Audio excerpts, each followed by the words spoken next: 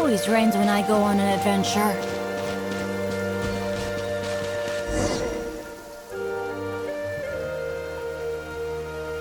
Hi, I'm Huni. Are you here to help find the baby Saurians? And I'm Toba. You must be the helpers that we've been waiting for. It's nice to meet you too, but we're just passing through. Oh, but Uncle Sanka said he was gonna send some of his friends over to help us. You sure he didn't mean you? Yeah, sorry. Whatever this is about, it sounds like you've got the wrong end of the stick. Wrong end of the stick? Darn it! We've been tricked, Huni. I should have known that Glasses Guy was a con artist. What are we supposed to do about the baby Saurians now? Time's running out. It's okay, Huni. Don't worry. Why don't you tell us what happened with these baby Saurians, huh? There's been a lot of unrest in the tribe lately, and my dad's Saurian got injured. Her name's Nana, and she has 3 little babies. After what happened to Nana, her babies were so scared that they ran off and hid. I'm really worried about them, so I decided to go look for them. If Nana is your dad's Saurian, why isn't he the one looking for them? My dad's one of the elders, so he's busy getting ready for Turnfire Night. It's a really important ceremony, more important than this, anyway. I'm not supposed to be out here either, but I snuck out without telling him. I didn't think it would take very long, but then that guy we ran into made us tell him loads of stories, and it wasted so much time. Yeah, he was so selfish. He doesn't have a heart. It's all right. Don't let him get to you. We're here now and we'll help you because we care a lot, don't we, Traveler? They should be. I already managed to find their tracks, and it seems like they're hiding on the cliff. Really? Wow! Thank you so much, Mr. Traveler and Miss Paimon. Awesome. You gotta be careful out on the cliffs, though. They're really steep. Even grown-ups have trouble climbing them.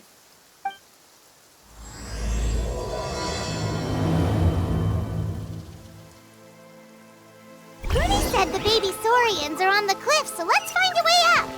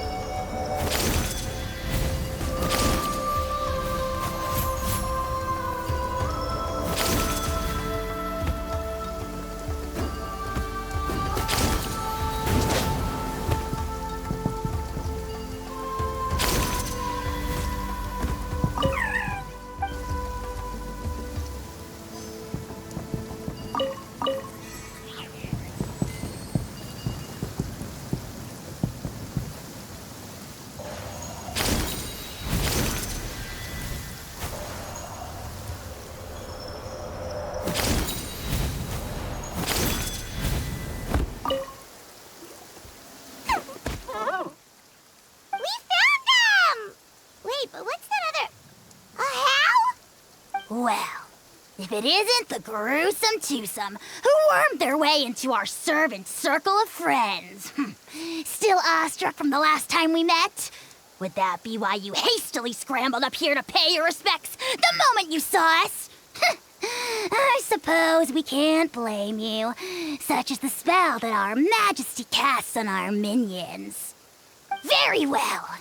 You heathens leave us no choice. The almighty Dragon Lord, Kahula shall grant you the audience that you seek. Come, pucker up. You may now kiss our feet. Wait, aren't you like Kinich's sidekick? What the heck are you going on about? You're somehow managing to be even more annoying than the last time we met. Silence! Who are you calling sidekick? We are the Dragon Supreme, sovereign ruler of the Nation of Flame. We shall have you know that last time, were it not for Kenich's earnest pleading on your behalf, you would have received not a single word of mercy. Oh, come on. You talk big, but Kinich clearly has you under lock and key. That's more like it.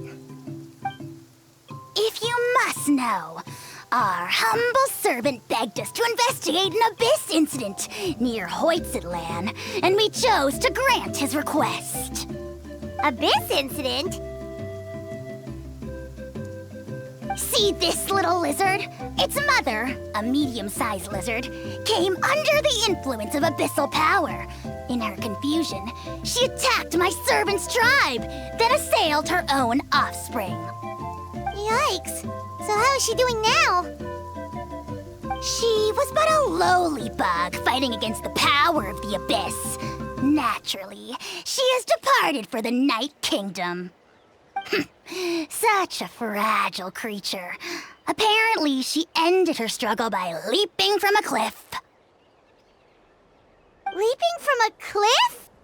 My dear anemic flying ant, as addled with questions as your head may be, please keep them to yourself and wipe that absurd expression off your face. We are the almighty Dragon Lord Kahula-How, not a wish-granting fountain. Anemic flying ant? You! Just you wait. Two can play at the ugly nickname game. We sense a faint abyssal energy. An evil sorcerer must be lurking nearby, but they are well hidden. If you encounter any suspicious outlanders, be sure to give them a robust interrogation. Suspicious outlanders? Wait, are you mocking us? Ha! How dare you cast aspersions on your ruler, heathen! You're just lucky that our servant has such vile taste in friends. Otherwise, we would beat you black and blue, and then purple, then black again! If you're not here to kiss my feet, then get out of my sight. Do not impede the work of the almighty Dragon Lord, Kahula-How! Potty mouth on that guy! Paimon is furious! Still, good to know about the abyss threat, huh? Wasn't expecting that. Let's not get sidetracked.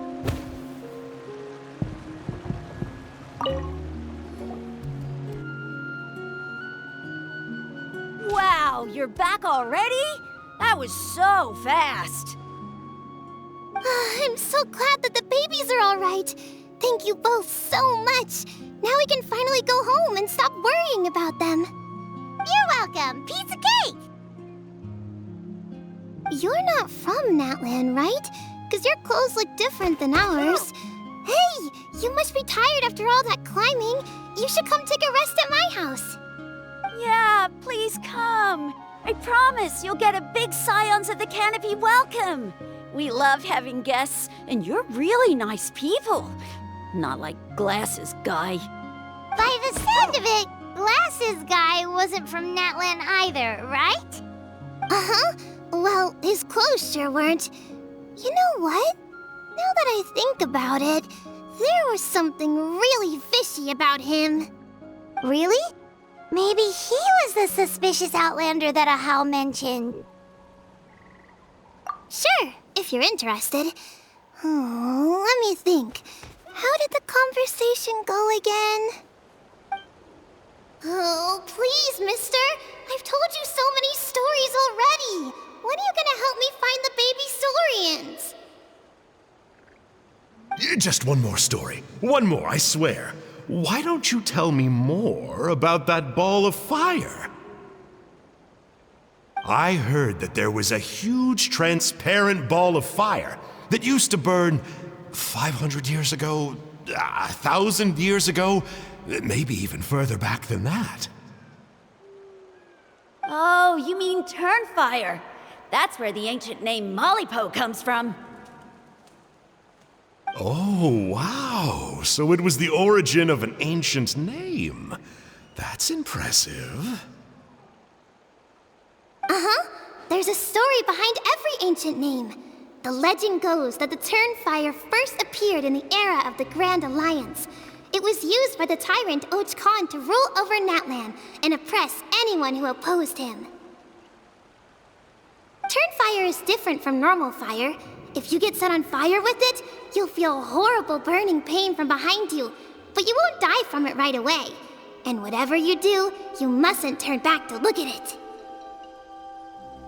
Why? What happens if you turn back? As soon as you turn around, poof! You get burned to a crisp. Well, good golly gee. I mean, it's one thing to singe someone's clothes, but burning people alive? That is a big no-no in my book. Right? How nasty is it to burn someone from behind and not even let them turn around to look? Och Khan really was an evil tyrant. Yes, shocking behavior. Now, let me guess. Eventually, a valiant hero came to save the day? That's usually how these stories go. Good guess, Uncle Glasses. Seems like you really know your stuff. The hero was called Yupanqui. He's the ancestor of our tribe. Yupanqui was friends with Och Khan the Tyrant, and also Shibalanke, the first Pyro Archon. He was working as an ordnance officer for the Grand Alliance at the time. He didn't like how Och Khan was such a cruel tyrant, so he stole the Turnfire and threw it at the Och Khan's army. The soldiers couldn't defend against it, and they all got turned to ash. And that's how our ancestors set our people free. But just as he was about to leave the city, he thought he heard Och Khan calling out to him from behind. It caught him off guard, and he turned around to look. But Och Khan wasn't there. All he saw was a city burned black, an army in ruins, and giant flames reaching up into the sky. A split second later, the flames he saw burst out from inside his eyes and swallowed him up. All it took was a single glance. As soon as he looked back, he was burned to a crisp. The question is, was this the price he paid for stealing the Turnfire, or the price of turning back? Nobody knows the answer. But the fire that consumed Yupanqui burned more fiercely than any other. It burned for 100 days until it burned a hole right through the ley lines. And then, the flame dropped into the deathly dark Night Kingdom, where it still burns to this day. The grown-ups say that it lights up the path that leads to the next life. But for the dead to be reborn, they have to accept the flames and be purified by the fire first. It's like a final look back at your life, where you have to answer for everything you did. Anyway, that's the story of Yupanqui's Turnfire. Ah, a fine parable indeed. So, is it true? Is it really possible to find this fire in the Night Kingdom? I don't know. I think it's just a story. Either way, I assume this name has been passed down in your tribe ever since? Sure has. It went to Burkina, the hero that we celebrate on Turnfire Night. But that was 500 years ago. Yeah, and now it belongs to Kinich. So we often call him Malipo Kinich. Kinich, huh? All right, Uncle Glasses, that's enough stories. Now, can you please go find the baby saurians for us like you promised? I would, but doesn't the legend of the Turnfire teach us not to look back? Let's not go dredging up the past. tell me more about this Kinich guy. One more story, I swear. Starting now. No? Careful, Toba. You look dangerously close to cursing me out right now. Tut tut. We can't have that. Cursing is for grown-ups only. Uncle, you'd better not be trying to trick us, or the Turnfire will get you when you die. How would it get me if I'm outside of Natlan? Uncle Glasses isn't from here, you know. Unlike you. Huh? Wait. Is that?